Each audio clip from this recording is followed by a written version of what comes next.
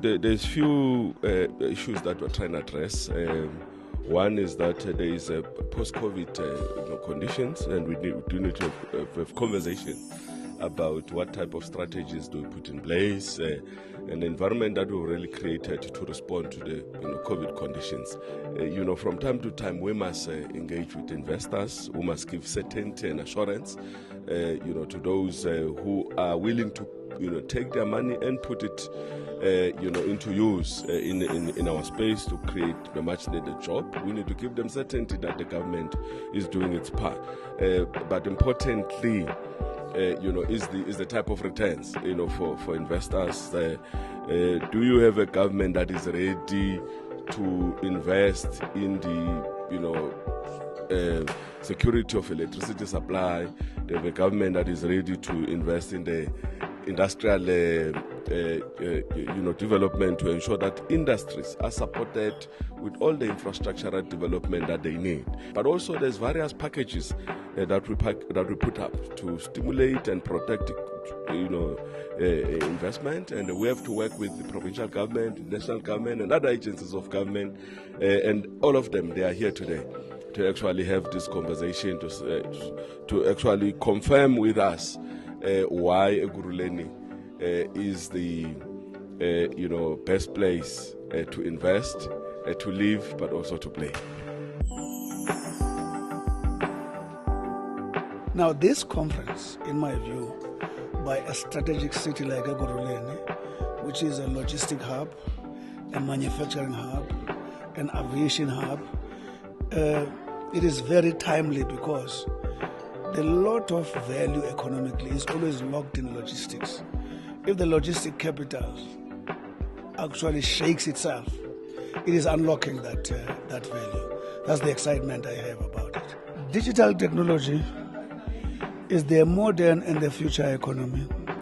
In productivity, you talk high-level quality production at the same time low cost. The question of competitiveness, the question of social well-being. And they said, in the competitive side, we improved research and development, and some competitiveness were beat up.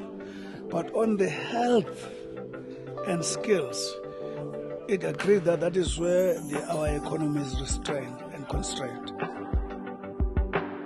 Governance is very important, that we do business in an objective, and also looking at the principles that guide the legislation in terms of your procurement. You need to ensure that your internal controls are tightened, you have your financials controlled, and you also observe all the rules and regulations that governs the MFMA and the Systems Act, so that whatever business is attracted into the city is done in a fair and objective way. Yes, for me to retain the clean audit status and also do business, remember you can tighten your internal control, but if there's no money in the city, then there's no point, because getting money into the city is important for your service delivery. And doing business with external service providers is also key for the city. We go out to the market and we go through a competitive bidding process, meaning that whatever money we receive from bankers or anywhere else, or institutions, financial institutions, we have received that money through proper processes. That will also help us to maintain the clean audit. That will also help us to continue to win awards. What is important today is for us to attract investors, to increase the capacity of the city, to build more houses for our people, to construct roads, to improve the bulk infrastructure, to also enhance the wastewater treatment so that more development can come to the city.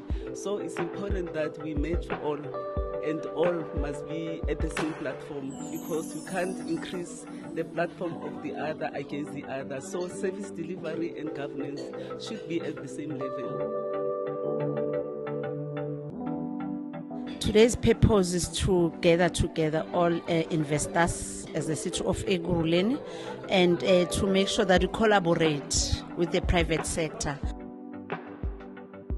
We believe that without private sector and public sector collaborating, nothing will happen economically. So, because we want to stimulate our economic growth.